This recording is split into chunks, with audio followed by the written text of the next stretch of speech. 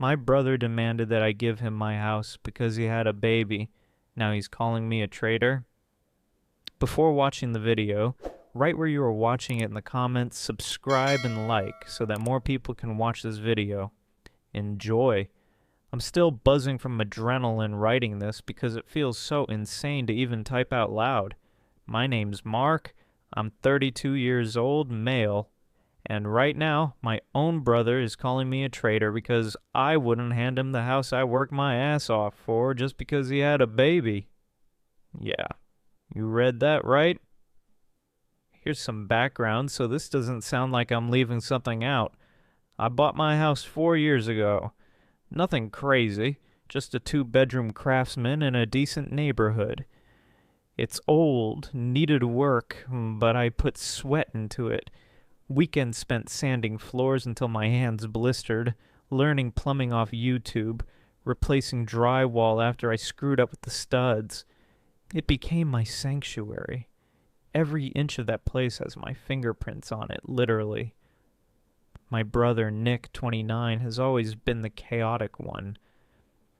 In high school, he was the guy skipping class to smoke behind the gym, charming teachers into giving him second chances, and somehow always walking away from disasters he created. Me?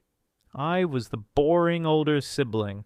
I worked 2 part-time jobs through college, drove a beat-up Civic until it died, never asked my parents for anything. Nick, on the other hand, has a pattern, finds a girl, plays house until she gets tired of carrying him, then crashes back at my parents' place. Wash, rinse, repeat. But this time was different, or so he said. He met Katie, 27, and within 6 months she was pregnant. Everyone acted like that meant he'd magically transformed into a stable adult. Spoiler, he hadn't. Their apartment lease was ending, money was tight, and suddenly Nick's big idea was that I should do the right thing for family and let them move into my house. Not rent, not a spare room. He meant the entire house. Me? I should find a little 1-bedroom somewhere for now. His words, like I was supposed to uproot my entire life because he couldn't manage his. I laughed at first because I thought it was one of Nick's stupid jokes, but he was dead serious. He even had this whole pitch rehearsed, how the baby needed a yard, how Katie deserved a safe home, how I was single and could live anywhere. Like I was some transient side character in his story. Katie just sat there with her hand on her belly, looking uncomfortable but not saying a word. That silence stung more than his words, honestly, because she knew it was insane, right? But she let him bulldoze anyway. I told him no, flat out, that I wasn't giving up my house. End of story. And the way his face twisted, I'll never forget it. His eyes welled up, but not sad tears. Rage. He called me selfish, a coward, said I was betraying blood, that real brothers would sacrifice anything for family. He stormed out, slammed my front door so hard a frame fell off the wall and cracked the glass. That was the first shot. I didn't know then how ugly it was going to get. I didn't sleep that night. I just kept replaying the look on his face, the way he spat the word traitor like I'd signed some contract with the enemy instead of just protecting the only damn thing I've ever built for myself. The next morning my mom called, and the second I heard her tone, tight, rehearsed, I knew Nick had already poisoned the well. "Mark," she said, "your brother came over last night very upset. He told us you refused to help him even though he's about to be a father. Do you really think it's fair for a baby to live in some rundown apartment when you got a perfectly good house all to yourself?" That stung, because she knows how hard I fought for that house. She was there the day I closed, watched me carry on my mattress on my back because I couldn't afford movers. I reminded her of that, told her how much blood and sweat went into making this place livable. And you know what she said? "Sometimes we have to make sacrifices for the next generation." Sacrifices. as if I had been sacrificing my entire life while Nick drifted through his. I could feel my chest getting hot. I told her flat out this wasn't happening, that Nick needed to grow the hell up and take care of his own kid. That's when she dropped it. If your father was still alive, he'd never let you turn your back on family. It was like a gut punch. My dad died 7 years ago, and I've carried this guilt ever since because I wasn't there when it happened. I was on a work trip, and Nick was the one who found him. He's never let me forget it, always twisting the knife that he was there when it mattered. And now the mom was using Dad's memory to guilt trip me into giving up my home. I hung up on her, shaking, angry, but also, I'll admit it, scared, because I know how Nick operates. No isn't a boundary to him, it's a challenge. And sure enough, it didn't take long. A week later, I came home from work and found him sitting on my porch. Not just sitting, drinking. A 6-pack of cheap beer at his feet, baby stroller parked next to him even though Katie wasn't there. He was blasting music off his phone, neighbors staring through their blinds. Figured I'd get used to the place, he slurred when I walked up, since I'll be living here soon. I told him to get off my property. He just laughed, cracked another beer, and said, "You think you can stop me? Mom's on my side, Katie's family too. Everyone sees you for what you are now. A traitor." That word again. Traitor. I snapped. I grabbed the beer can out of his hand and chucked it into the yard. He stood up so fast the stroller tipped over. Thank God there wasn't a baby inside. It was empty. But the sound made my stomach drop. And that's when he shoved me. Hard. Into the doorframe. My shoulder still aches thinking about it. The neighbors definitely saw that. One of them yelled they were calling the cops. Nick finally grabbed the stroller and stormed off, shouting over his shoulder that this wasn't over, that I'd regret betraying my own blood. And the worst part? I believed him.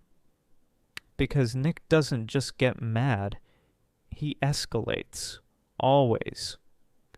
2 days later, I woke up to the sound of glass shattering. At first, I thought I was dreaming. It was 3 a.m., pitch dark, and my heart was pounding so hard I could barely breathe. But then I heard it again, crunching footsteps on broken glass. I grabbed the bat I keep by my bed and crept down the hallway, every nerve in my body screaming. My front window was smashed. Shards glittered all over the floor like jagged ice, and standing there half in my living room was Nick. "Don't freak out," he said, like he was doing me a favor. His hoodie was pulled up, his eyes glassy, reeking of booze. I just needed to look around, make sure it's good enough for my kid. I wanted to put that bat through the drywall just to keep from swinging it at him. My hands were shaking so badly I thought I'd drop it. I told him if he didn't leave right now, I was calling the cops. And he laughed. "Go ahead, call them." "What are you gonna say? Your brother came to see the house he's moving into? You think anyone's gonna side with you over a guy with a newborn?" That's when he pulled out his phone and shoved it in my face. It was already recording. He'd been filming since he broke in. My drunk, unstable brother in my living room trying to bait me into looking violent on camera. I lost it. Not at him. At myself. I realized in that moment he wasn't just unhinged. He was dangerous. He wanted me to hit him. Wanted to twist this into some abusive brother denying his baby a safe home sob story. I managed to keep my voice calm. Don't ask me how. And told him I was going to call the police, then stepped outside. My neighbor across the street, Mrs. Green, was already on her porch, phone in hand. She saw everything. That gave me enough courage to actually dial. Nick bolted before the cops arrived, muttering about how this is war. When the officers showed up, I gave my statement, but you could see it in their eyes. They didn't want to get in the middle of family drama. They logged it, told me to board up the window, and said to call again if he came back. I didn't sleep after that. Just sat at my kitchen table staring at the shattered glass, wondering how the hell my own brother turned into someone I was genuinely afraid of. The next morning, my phone blew up. Katie, my mom, even one of Nick's friends, all saying versions of the same thing. Why are you trying to ruin his life? Turns out Nick posted a video of himself in front of my house, tears streaming, saying, "My own brother would rather throw me on the street with my baby than let us live in the house he doesn't even need." He left out the part where he broke my window. The comments were a nightmare. Strangers calling me a selfish monster. People threatening me. Katie's family chiming in, saying I was heartless. And then the final straw. I came home from work that night and found the words "Traitor" spray painted in red across my garage door. It felt like my entire life was collapsing under someone else's delusion. I'll never forget standing in my driveway staring at that word, "Traitor," splashed in dripping red across my garage like some twisted movie scene. My stomach dropped, then flipped into something else. Rage. I'd swallowed Nick's tantrums for years. The broken promises, the excuses, the way everyone bent over backwards for him because he was the baby of the family. But that spray paint? That wasn't just vandalism. That was him branding me as the villain in his little story. That was him declaring war. I took photos, filed another police report. Same half-interested nods from the cops. Family dispute, civil matter. Not much we can do unless you catch him in the act.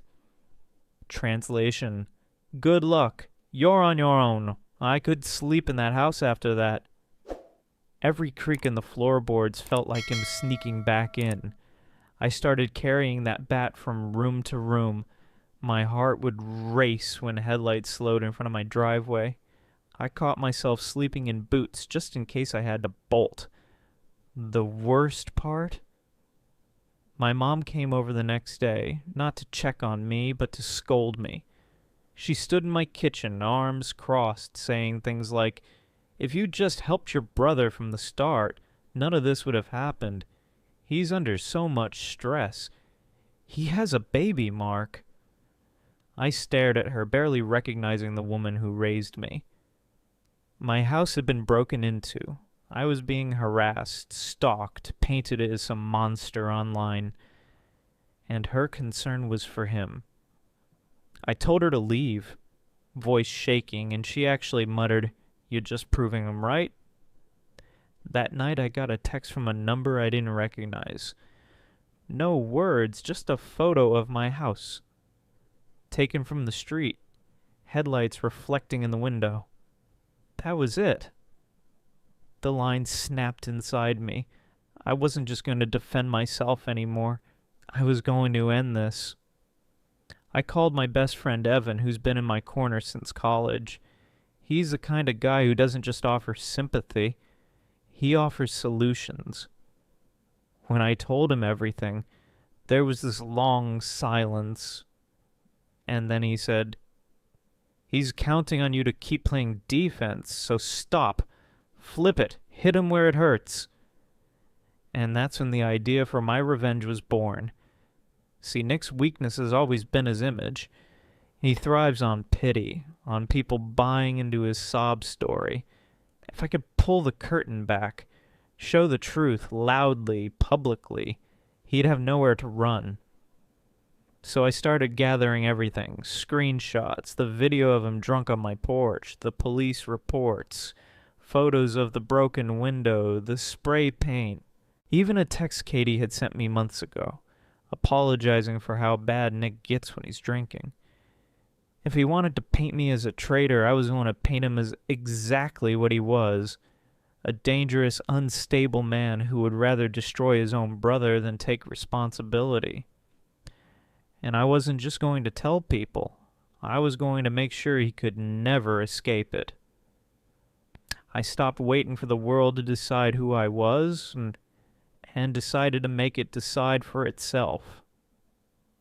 I couldn't keep pretending the police reports and screenshots and neighbors' whispers would fix anything. Nick had already poisoned the water. He'd filmed himself crying on my stoop and left my garage door looking like a red warning sign. He'd gaslit my mom into calling me selfish. Whatever sympathy he'd harvest from pity would grow roots fast, unless I pulled the soil out from under him. So I made a plan that felt mean and perfectly, gloriously surgical. First, evidence. I burned the last week on it. Screenshots of his threats, the porch video where he baited me while wobbling on cheap beer, timestamps from the police report, the photo of Traitor on my garage. I recorded short statements from 3 neighbors, Mrs. Green, who'd seen him on my porch at 3 a.m., Javier, 2 houses down, who'd heard the glass, and my downstairs neighbor, who'd been threatened by one of Nick's late-night phone rants. I kept my voice steady while I recorded because I wanted every clip to sound like someone who'd had their life vandalized, not an hysterical sibling. Second, an audience. I sent private messages, calm, factual, to everyone who mattered to him. His church group leader, a cousin who's always been proud of Nick's potential, even the local parenting Facebook page where expectant parents swap tips. I wasn't asking for sympathy. I was asking for witnesses. I asked them to come by for coffee on Sunday afternoon. No hint of the storm. Third, a stage. I cleaned my living room till every surface shone, set up the old TV in the center of the room, and cued a short montage. His porch video, the smashed window, the spray-painted garage, his drunken voicemail where he called me a traitor and promised I'd regret it. I left a space on the coffee table with a single framed photo of Dad, because everything Nick had used to guilt me was tied to that man. I wanted the picture visible so the room would show the truth. This wasn't about Dad. This was about Nick. When Sunday came, my mother actually showed up first. Her face flickered through confusion, and then something like shame when she saw the frame. She sat like she'd been moved by a pin for a while. Then the cousins and neighbors trickled in. Some of Katie's family arrived, hesitant, eyes darting like they were waiting for the melodrama Nick had promised. I welcomed everyone, poured a coffee, and told them, blunt and quiet, I know what he's been telling you. I want you to see something. I hit play. Watching the room change was the strangest thing, like watching a tide go out. People who'd nodded with empathy for Nick's videos went still. The porch video showed him laughing as he filmed himself inside my living room, baiting me. The voicemail where he demanded the house and threatened me played, and my mother put her head in her hands. The spray-painted garage froze the cousin who'd been defending him on Facebook. No one cheered. No one clapped. They sat in the sticky, awful silence where the truth smelled of cold metal and fear. Nick didn't plan to come. He always chose theatrics, but when he did, he ran straight into the room like a man who thought he could flip the script. He tried to talk over the last clip, voice high, hysterical. He lunged at the TV, hand raised like he'd tear the proof off the screen. A neighbor, big, quiet Javier, stepped between him and the TV. Nick shoved Javier. A folding chair snapped. People started shouting. Katie stood frozen, face pale. My mom stood up, every inch of her suddenly uncertain. Somewhere in the chaos, Nick screamed, "Traitor!" like a broken record. I did not answer. I watched the expression on his face change from rage to something smaller, panic, the look of a man realizing his performance had been exposed. 2 neighbors called 911. By the time the police came, there were witnesses, recorded proof, and a furniture-scattered room that screamed who'd started the violence. Nick was arrested for trespassing and disorderly conduct. They cuffed him in my living room while he kept yelling that I ruined his family, that I'd stolen the baby's future. People recorded him the way he recorded me. The footage was clean, unedited. No sob story, just the man who'd broken my window and called me a traitor, wailing while officers let him out. I didn't feel triumphant the way trashy revenge movies promise. My chest ached like I'd been punched. I kept thinking of Dad's photo on the coffee table and how Nick had weaponized his memory. But as I watched the squad car pull away and the neighbors' faces settle into something like relief, a small, exhausted part of me relaxed.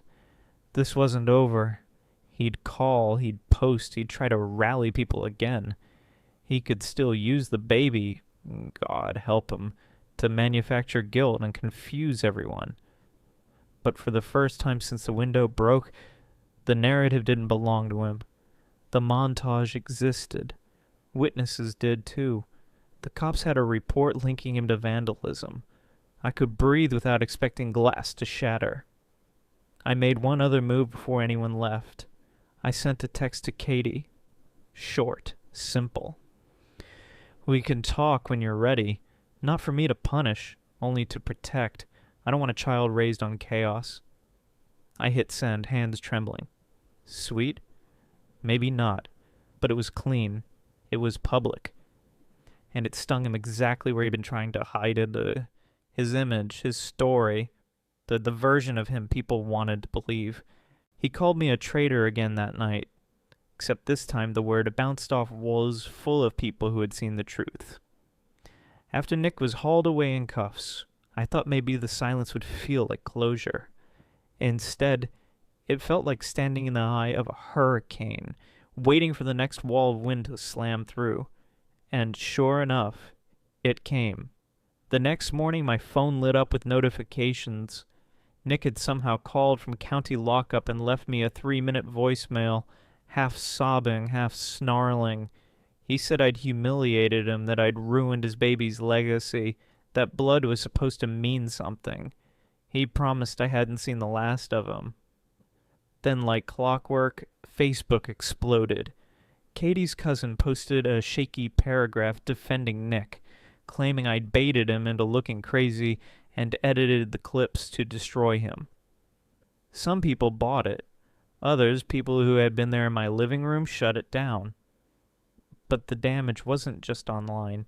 By midweek, someone had keyed the side of my car, deep gouges spelling out liar. A rock wrapped in notebook paper landed on my porch. The note said, "You'll regret this. We all know the truth." I recognized the handwriting. It was my mother's. My own mom had written me a threat in scrawled cursive like she was signing a birthday card. I laughed when I picked it up, but it wasn't the kind of laugh that feels good. It was brittle, thin. My hand shook the whole time I taped the rock and note into a clear plastic bag for the cops. And then came the phone call that nearly broke me. Katie. Her voice was shredded, raw.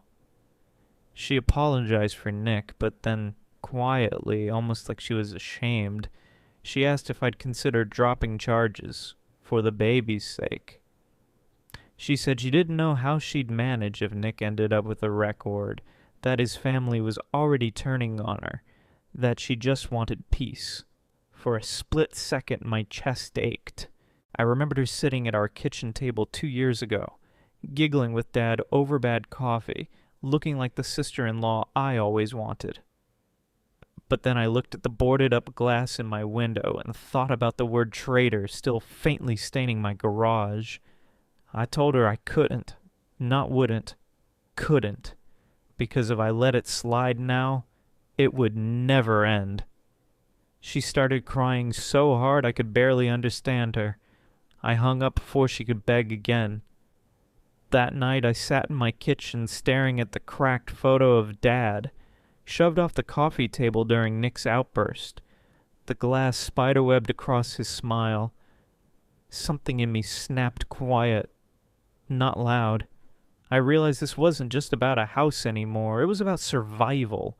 Mine, and maybe even Katie's and the baby's, if Nick kept unraveling like this. So I called a lawyer.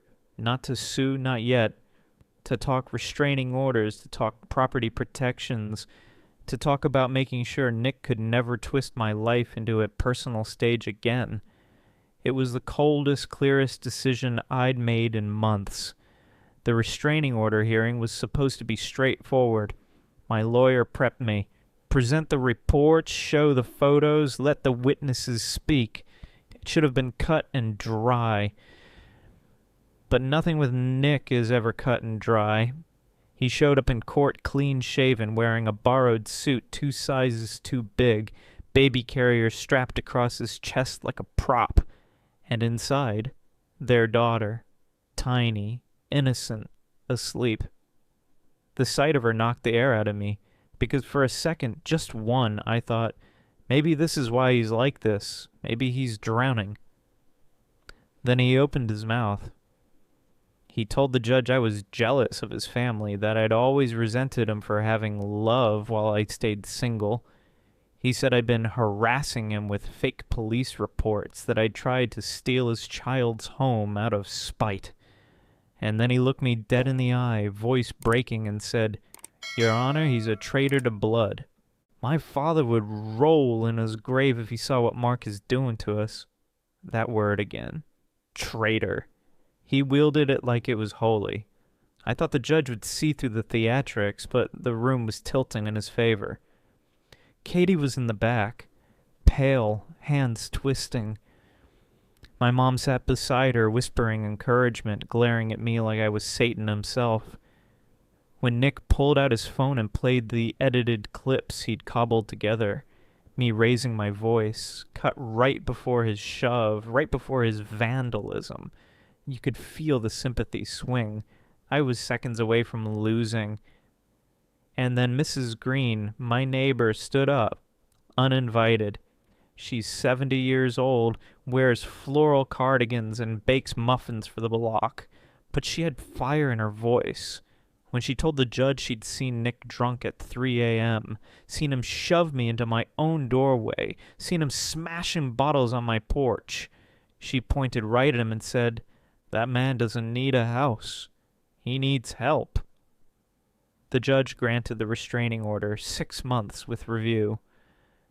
Nick went red in the face, tears streaking down, shaking his head like a kid being told no for the first time. He stormed out so violently the bailiff had to follow.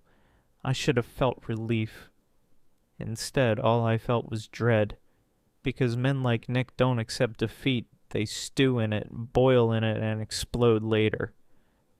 That night proved me right. I came home from the hearing, drained, barely able to stand. I wanted nothing but sleep. But when I opened my door, the smell hit me first. Acrid, sharp, gasoline. My heart lurched. I flipped on the light. My living room floor glistened with fuel. A single match sat on the counter beside my father's photo, the one Nick had cracked during his tantrum. There's no fire, not yet, but the message was clear. He could end me if he wanted to. I called the cops, shaking so bad I nearly dropped the phone. They came, logged it, told me I was lucky, that sometimes restraining orders make unstable people lash out. No kidding. That night I didn't sleep at all. I sat on my porch with the bat across my knees, watching the street, waiting for headlights. I wasn't just defending my house anymore, I was defending my life. And somewhere in that haze, the final piece of revenge crystallized in my mind. Nick wanted me branded as the traitor. I'd flip the story. I'd brand him in a way no one could erase. I've never felt fear and clarity braided together the way I did after finding that match. My house reeked of gasoline for days, even after the cops cleared out. Every time I closed my eyes, I pictured waking up to flames clawing through the walls. That was the final line. He wanted me destroyed. I wanted him exposed. And so, the last act began. I pulled every piece of evidence into one package. Every police report, every photo, the videos, even the voicemail where he sobbed about me ruining his baby's legacy. But this time, I didn't just dump it in a group chat or shove it at a judge. I sent it to people who mattered to him. His employer, Katie's family, the pastor of the church he'd been hiding behind for sympathy, the parenting Facebook group he'd turned into his pity parade, and then the nuclear option. I uploaded it all as one clean chronological video online. No edits, no commentary.